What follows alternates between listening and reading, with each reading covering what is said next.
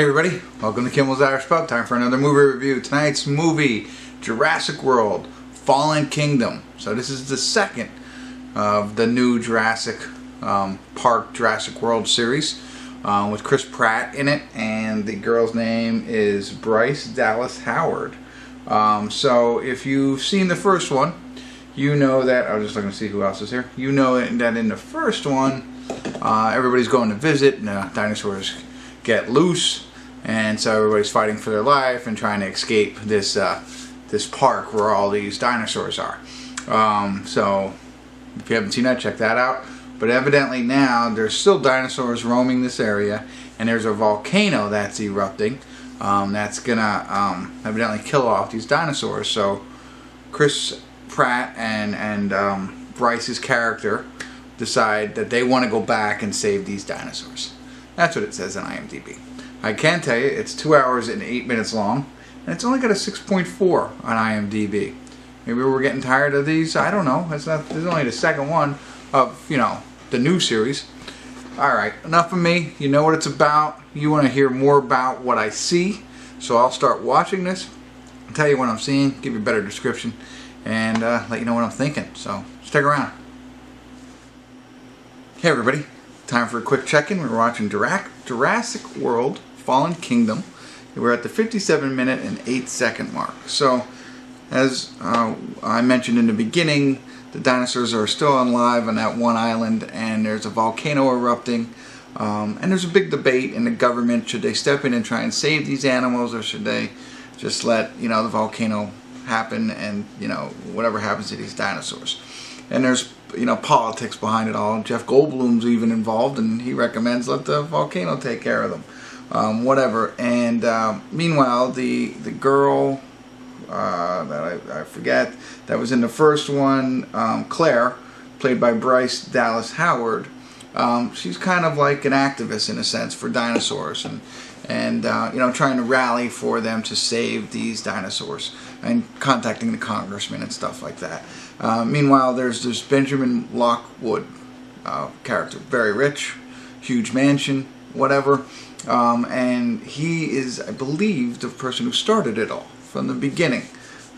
They reference that, and I probably don't remember that well, but anyway, he comes up with the idea of let's go in and save these dinosaurs, and finds this other island they are calling the Sanctuary that they can go and move these dinosaurs to that place.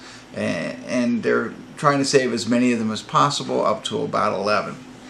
And in order to make that happen, Blue, the dinosaur from the last one, and get that one as well, they need Chris Pratt's help. And so she reaches out to him. So real quick, one of the things that happens in a lot of these sequels, you know, at the end of the first one, they're falling in love, or, you know what I mean, starting a relationship. But don't you ever notice, like in the next one, usually it's because they couldn't get the other actor or actresses into the sequel, so there's some sort of breakup. But you know from the trailer that they're both in this one, but yet they still break up, and now they got to come back together. You know, I always find that interesting. You always see the breakup in the sequel. You know, it's happened when we weren't around. So whatever, they could do it. But anyway, they reach out to him. He's building his own log cabin. Let's go help these dinosaurs.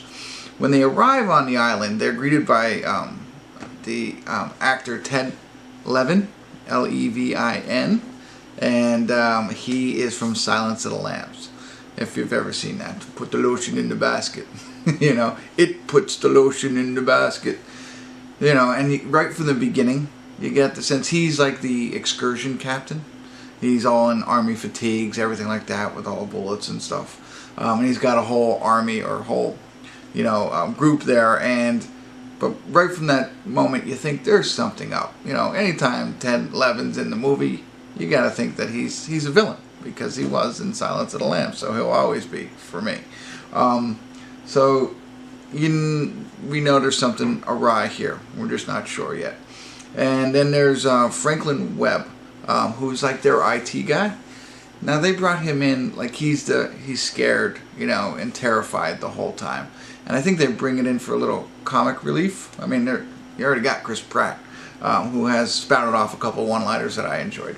But Franklin Webb is supposed to be that scared funny. Oh, I don't like it. You know, I get what they're trying to do, but he's not funny enough for me in this one. There's a little criticism early on in the 57:08 mark. And there's another scene where they jump a truck. Unrealistic.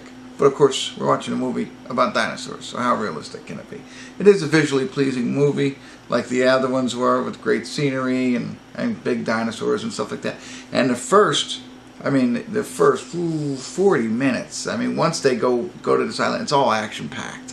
So it's like edge of your seat kind of stuff. They're dealing with lava, they're dealing with dinosaurs, they're dealing with other people. So, action-packed so far. But we know something's up and something's going on. And also the Benjamin Lockwood has like a younger assistant who's assisting with all of this, because Benjamin Lockwood seems to be, he's got oxygen, he's a little bit older, he's got to take medicines in a wheelchair, he's really relying on him, but you're starting to figure out like the younger guy's got something up his sleeve. And I don't want to tell you what it is, you got to check it out, but you can understand very early on that this guy has something, like I said, up his sleeve. I'll stop repeating myself, get back into it a little bit more. If anything interesting happens, I'll stop in and tell you a little bit about it. If not, I'll see you at the credits. Stick around, I'll be back. Hey everybody, we're at the credits of Jurassic World. And I tell you what, so it's gonna be a little bit hard for me. I don't want to spoil anything for you, but I do believe that if they would have stayed on the path of just trying to help these dinosaurs get off the island, you know, and that they made that the entire plot, and you could throw some other things in there and everything like that. I think it would have been all right. I think it would have been much better. There is a subplot. Before I get into that, I'll also tell you that there's, I mentioned about this Ted Levine from Silence of the Lambs. He's the head of these, what I'm going to call mercenaries, who, you know, are there helping them track these dinosaurs kind of thing. Well, there was a fight at one point where Pratt is fighting one of the mercenaries, and these guys are highly trained, some type of military, and he holds them off. And that kind of cracks me up. I'm like, you know, so there's a lot of that the truck jump that I had mentioned before, and there's also a part where one of the dinosaurs climbs a roof. Okay, not too hard to believe, but then opens a window with like the claw to come in the window instead of like smashing it and stuff like that. Also, smashing through this entire house or whatever, but there's one small door that somebody closes and it can't get through it. But just ran through like 17 walls and stuff like that, but can't get through some little door. But hey, all that stuff aside, I get it. Those things are going to happen when you try and make a movie like this. I mean, again, it's unbelievable that they've created these dinosaurs and stuff like that. So, whatever. I'm okay so much with that, but I wanted to share those types of pieces. It's riddled with that throughout the movie. So, but the main reason I am not in love with this movie is because of the subplot. So it's small, spoiler. I really don't like to give a lot of details, but I have to in this case.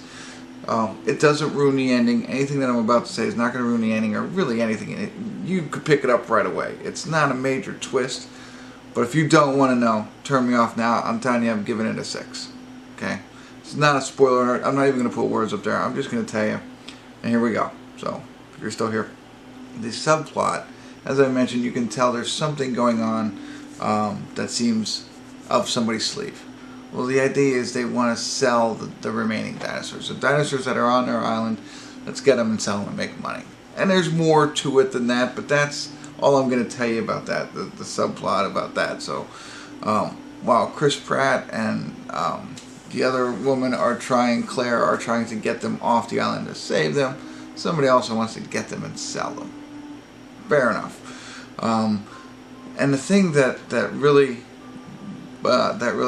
stood out to me that I really didn't like was, okay, so they're going to sell them, and I can kind of see that, but the way that first of all, they invite buyers, and it's the most ridiculous thing ever. It's, you know, like they're coming in for an auction, but they're like parading in limos and stuff like that. It's so off-putting for me. It's just like, no, you know, I get it, like maybe countries with militaries want to buy them, whatever. It was just silly. It was silly that they're parading these people in tuxedos into this building to look at these dinosaurs. Part 1. Part 2, I mean, it's like a regular auction, which turns into almost like a fashion model show, a fashion show with a runway. They're putting these dinosaurs out in the runway, you know, and everybody bids on them and they roll them back. You know, it's just like ridiculous. So that's why I might even go with a 5 on this one. Just as I think back, you know, if that subplot didn't exist, whatever they did at the ending, cool. I'm fine with that. Think Planet of the Apes kind of stuff, you know. I mean, like I like, you know, what they did. I like the whole beginning, the whole action of them trying to get them off the island. It's just that piece. I think I don't know. I don't know why they went in that direction. But that's where I'm at on this. I try not to tell you any more than I have to, and I apologize if I did anything, but it's not really. I mean, it's more about the action, the adventure, and Chris Pratt and his one-liners. But the subplot, you know. Anyway, I don't want to ramble on. You know I already do that way too much. So if you tuned in, you stuck with me this far, thanks for tuning in. I want to hear your comments. Love to hear from you. But thanks for tuning in. Kimmel's Irish.